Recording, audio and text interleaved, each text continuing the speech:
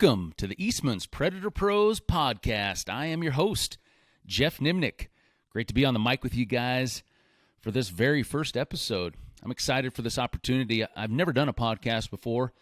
Many of you probably know me as the host of the Last Stand Predator Hunting TV series on YouTube. So I'm excited for the opportunity to do this podcast, just to elaborate on a lot of things that we do in the coyote hunting world. We try to, on that YouTube series, we try to throw in a lot of tips and tactics, but it's a fine line sometimes when you're watching a video between talking too much and things becoming too boring.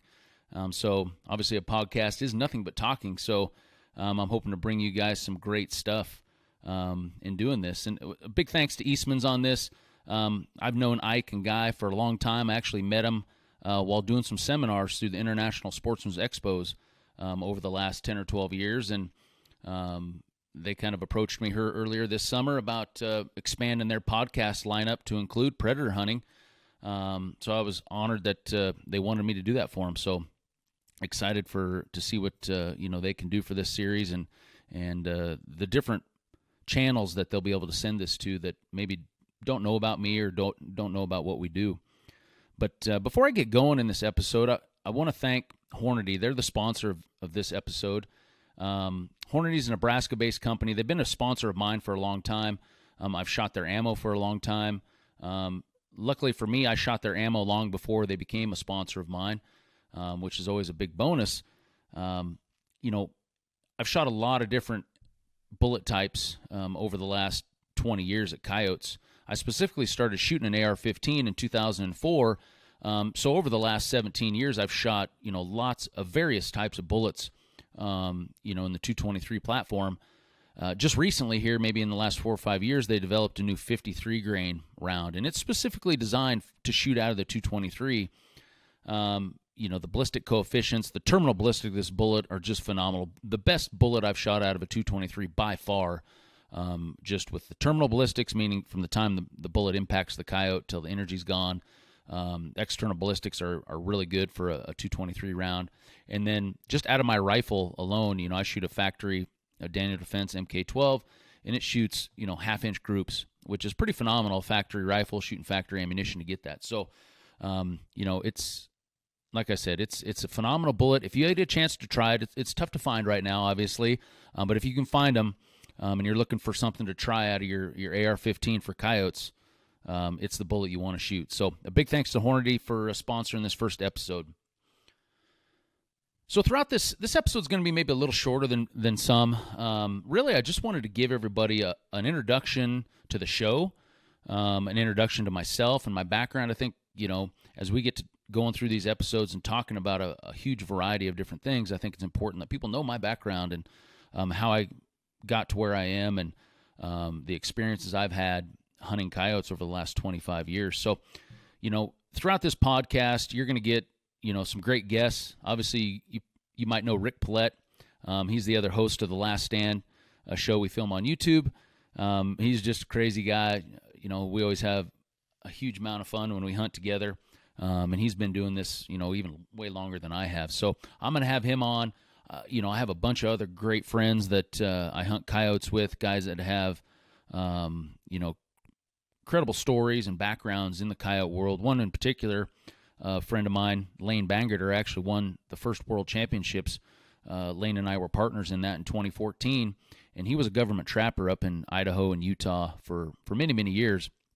And he's also been in politics and things like that. So he's seen a ton, but he's got some incredible stories, aerial gunning stories, trapping coyotes, poisoning coyotes, things, back in the 70s and 80s when they were really trying to thin out coyotes. So I'm going to have him on, just a bunch of other guys. We're going to talk about stories and different hunts that we've had, some coyote contest stories, 30 coyotes in a weekend, and we get second place. The same year we killed 22 coyotes in a contest at Worlds, and we get second.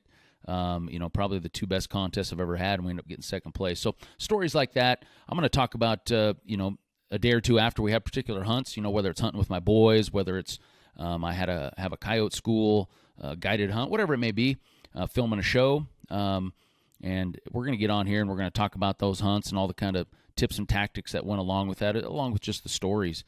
But yeah, you're going to get lots of tips and tactics. Like I mentioned, on the YouTube series, The Last Stand, we try to throw in lots and lots of tips and tactics on that, but it's a fine line before it becomes too boring with too much talking. So obviously a podcast is nothing but talking. So I'm really hoping I can elaborate on a lot of things that you'll be able to learn and pick up a lot more new things that maybe you didn't think of, or things that will just carry you a little bit more further the next time you're out trying to call coyotes.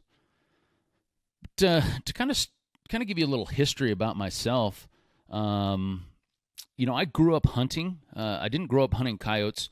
I hunted with my dad. He took me pheasant hunting, waterfowl hunting. Took me out to shoot my first deer when I was 14 at the time. Now, actually, in Nebraska, you can shoot coyotes when you're 10. But it took me out deer hunting. I actually shot my first coyote when I was 14 while we were deer hunting, and it was kind of like, we're deer hunting, but we see a coyote, so now it turns into a coyote hunting kind of thing. And we were driving through the pasture. I was shooting my dad had a lever action 308 with a fixed, I think it was about a 6-power fixed scope on it.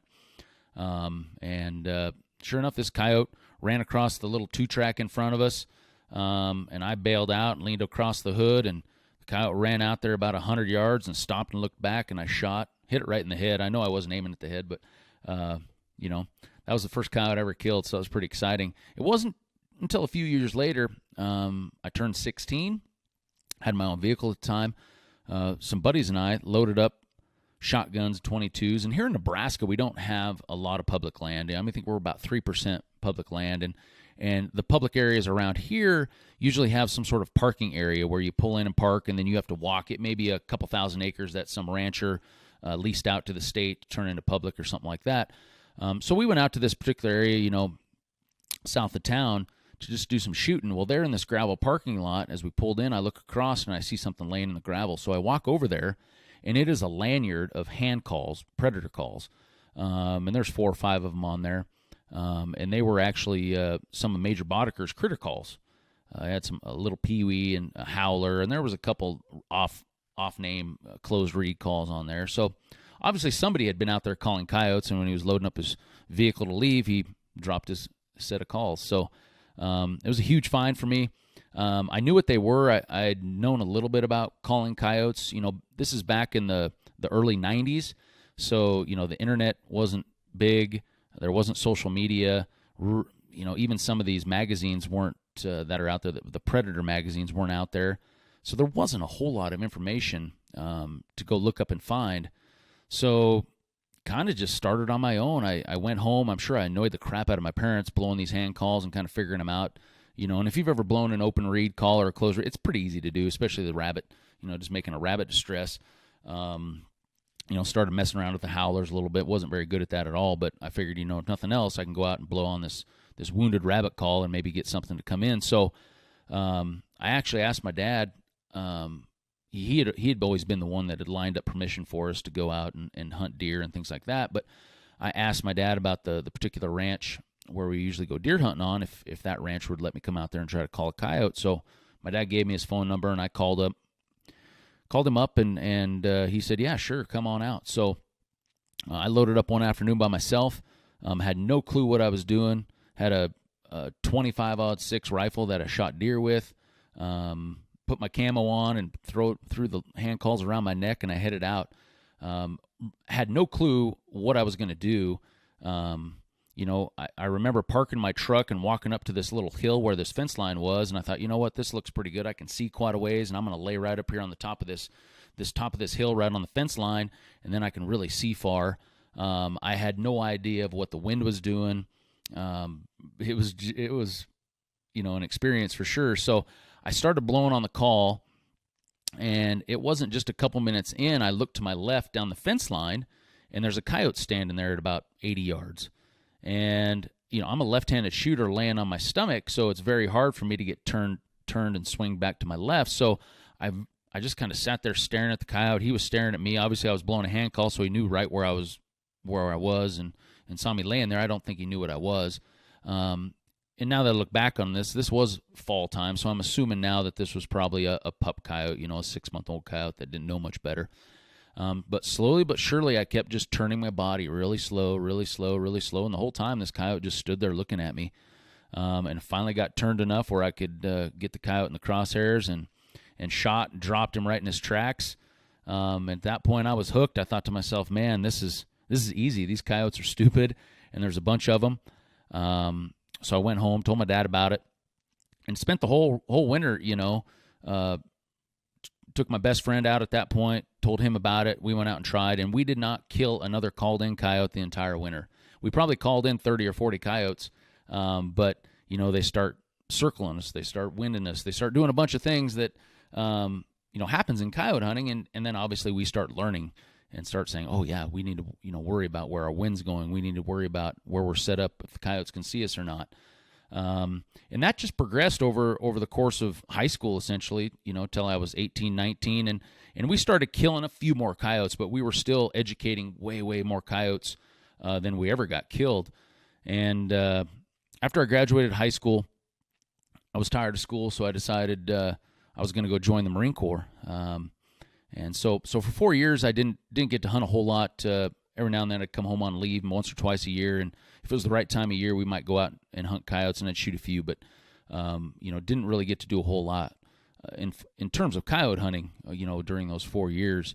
But during those 4 years in the Marine Corps, I was in Marine Corps infantry. I had a side MOS with security forces, so I spent some time early on in the Marine Corps in security forces school, and my rifle shooting skills were good enough that through some scores and rifle qualifications and things that I got picked to go to designated marksman school, which is really like I kind of explain it to people, it's more like a SWAT sniper. The guy that's maybe across the street in a building, getting eyes on a hostage situation or something like that. It's not a scout sniper that's sneaking around, out in the bush with a ghillie suit on and taking 1,000-yard shots and things like that. It's not nearly as extensive training program, but a lot of our shooting was 300 yards and closer. Precision shooting. Where not just shooting a bad guy in the head. Where exactly in the head can I shoot this guy so that he can't pull a trigger or release a detonator or something like that. So was able to go to that school. Obviously, that enhanced my marksmanship skills quite a bit. And then spent a year in Bahrain.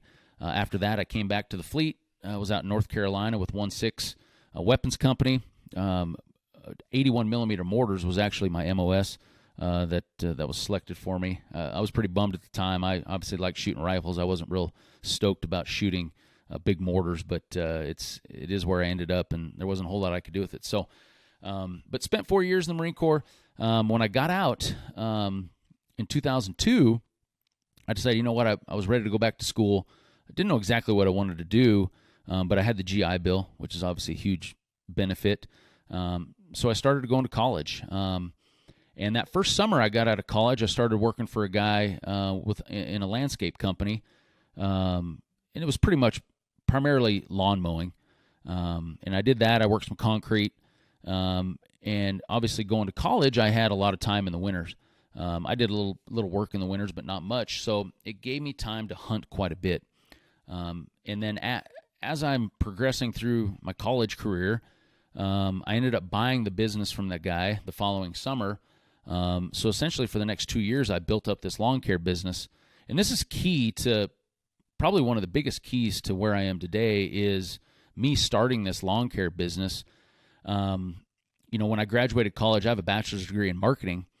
But when I graduated, here locally, the main jobs you were looking at would be, selling radio ads for the radio station, newspaper, something in the marketing. There wasn't, any jobs in the hunting industry around here or anything like that unless I wanted to move. And I really wasn't looking to move. We had just recently been married, and we were looking to settle down here in western Nebraska. So I decided at that point I'd built up the lawn care business enough that I was making more money doing that than what I could if I quit that and went and started a job using my marketing degree somewhere. So the cool part about that was at that point, obviously, the lawn care business, keeps me busy from about March through maybe the middle to end of October, and it left me pretty much the whole winter to spend time hunting. More time hunting than somebody working a normal 8-to-5 job, 12 months out of the year. So that really allowed me at that point to spend a lot of time hunting. Now, early on, I hunted a lot of different things. I hunted waterfowl quite a bit. I hunted big game, and then I hunted coyotes. And, after a couple years, I realized, if and you may be in the same boat, you only have so many days a year that you can hunt coyotes, or hunt in general, not just coyotes, but it may be 10 days of winter. It may be 50 or 60 days of winter, depending on what your job is and family life and things like that. Well, me, I was able to hunt, maybe 40, 50 days a winter. And at that point, I was maybe hunting a waterfowl, 20 of those days, big game, another 8 or 10 days, and then coyote hunting about 20 days. So there in maybe the mid-2000s, I said, you know what, out of all the hunting I do, coyote hunting is what I really love to do the most. And I wanted to get, as good as I possibly could at it. So I realized, if I only have 50 days to hunt a year, I got to spend more than half of those hunting coyotes if I want to get good, because I knew at that point trial and error was how I was learning and how I was getting better at hunting coyotes, just calling in lots and lots of coyotes and experience in all those different situations. So from that point forward, I took my 50 days of hunting a year, and I started spending 40 of those hunting coyotes instead of 20. And I cut back on everything else. It wasn't that I didn't like it anymore. It's just I just really liked hunting coyotes more. At that point, I thought, I would like to, dip my hands into guiding coyote hunts a little bit. And I had a good buddy at the time that was a fishing guide, so he kind of helped me out a little bit, kind of pointing me in the right direction on how to get started with something like that. And I remember, early 2000s, really, there wasn't social media. The internet still wasn't real big. So I remember advertising in the Denver Post classified section for guided coyote hunts up in Nebraska. And I would only book a handful a year in the winter, and I was really hoping to supplement some income in the winter, obviously, since I wasn't working. And so brought in some guided coyote hunts after doing that for 2 or 3 years. And I'll bring some stories up. I got a couple pretty interesting comical stories from early on that I'll bring up in later podcasts. But at that point I learned, I just, that wasn't what I really wanted to do, was guide coyote hunts. I'd love to teach the aspect of it and teach everybody and share with people what I've learned so far. I've never been real secretive about what I've learned, even though it's taken me a long, long time and a lot of effort to get to where I am in terms of knowing, how to hunt coyotes. But I'm not afraid to share that with people. I know there are some guys out there that are secretive, and I get it. I see, you spend a lot of time and effort getting to where you're in, and if some people are out there just lazy, maybe they just don't have the time. And I understand that, you can kind of say, heck with you, I don't want to share that information. I spend a lot of time doing it, but I've never really felt that way. So I thought, there's got to be something different out there. So in the late 2000s, 2 things happened. I decided, there was kind of a video revolution going on out there. Rick Paulette had some videos out, Randy Anderson, Les Johnson had some coyote hunting DVDs out, and I'd watched them, and I thought, what? I see this stuff all the time now. Why don't I try to video and try to put out something? I felt like I could put out something, just as good or comparable to what they were putting out. So I invested some money in camera gear and started videoing our hunts. And in 2008, I released my first DVD called Coyote Craze Volume 1, Dead in Their Tracks. In 2010, I released Volume 2. It was called Feeding the Addiction. And then in 2012, I released the third one in the series called Fur Fever. Now, over that course of 5 or 6 years videoing that, I didn't shoot very many coyotes at all. I was always the one behind the camera. I felt like if I was going to get good footage, I had to commit myself to the camera. And I would do the calling, and I would run the camera, and I'd let my buddies and my family and everybody else shoot the coyotes. So I got away from the gun a little bit. My shooting suffered. I know, when I would still hunt contests in between filming and stuff, my shooting wasn't what I expected or what I was used to. So I did see, that go down because of that. But on the same hand, that experience got me into the industry, I guess you could say. It got me in touch with some partners that I still have today, and kind of got me into the commercial side of things, which I'll talk about here in a second. But throughout that time, I realized that there's a need for people wanting to learn more about coyote hunting. And through my DVD series, I would do instructional segments and things like that to try to put stuff out there. But there's only so much you can put on a 2-hour DVD, So at that point, I started something called Coyote Craze College, and I started this in 2010. And really, what it is the only instructional school in the country to come and learn how to hunt coyotes. And how I set that up is the first day is all instructional based. I rent out the boardroom at our local Hampton Inn. There's a whiteboard. Everybody gets course workbooks. It's about 7 or 8 hours worth of classroom stuff, A to Z. Everything I've ever learned and everything I know about coyote hunting, we're talking about it. And then the second day of class, we actually go out and hunt. So, and then you can actually book an additional third day if you want as well. So, started that in 2010. Since then I've built that up. I usually run 4 or 5 classes a year, 3 guys per class. It fills up pretty quick. Obviously there's a huge demand for it. Somebody can come out to a class like that and learn a lot of things in a couple days that may take them, 2 or 3 years or more of learning on their own, depending on how much they can actually make it out and hunt coyotes. So it's been fun. I met some great guys during that. I love hearing from these guys after they come to the class and they go back to wherever part of the country they come from, and hearing their success stories on how they're killing more coyotes and using some tactics that they learned at the school. So that kind of all worked together between the DVDs and the school.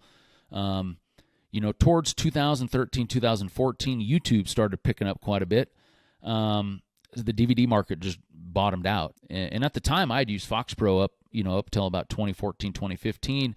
At the time, it was the best out there, and I was excited at the time to work with a company that was wanting to listen to, coyote killers like myself and Rick, and develop something that maybe other manufacturers weren't able to put out on the market. And obviously, Rick and I were a great fit because we'd been in the DVD business. We had done the filming thing. So ultimately, it was a way better deal for me because now, we have a production company and camera guys that come with us, and I just get to hunt. I don't have to worry about running the camera or anything like that. And these camera guys we use are phenomenal. They catch everything. We hunt just like we normally would if there was no cameras. I've watched hunting shows in the past, and they say, hey, if we can't get a coyote on camera, we're not going to kill it. That's not our philosophy when we film. It's pretty much we're going to kill coyotes just like we normally do, and hopefully the cameraman gets it. And luckily we have some great camera guys, and they capture probably 95% of everything we call in and kill. That's what makes these shows fun and exciting. So yeah, we're entering the 4th season of The Last Stand. That'll actually launch here in November. So excited, to put that out there again.